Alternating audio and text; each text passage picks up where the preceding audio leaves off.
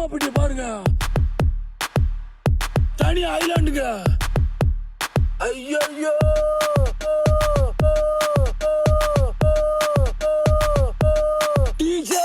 ஊரை பாருங்க, கூமாப்பட்டி எப்படி இருக்கு? தரமா இருக்கா?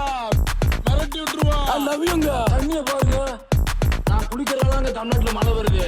எங்க தண்ணியே நாங்க தான் தண்ணி. கூமாப்பட்டி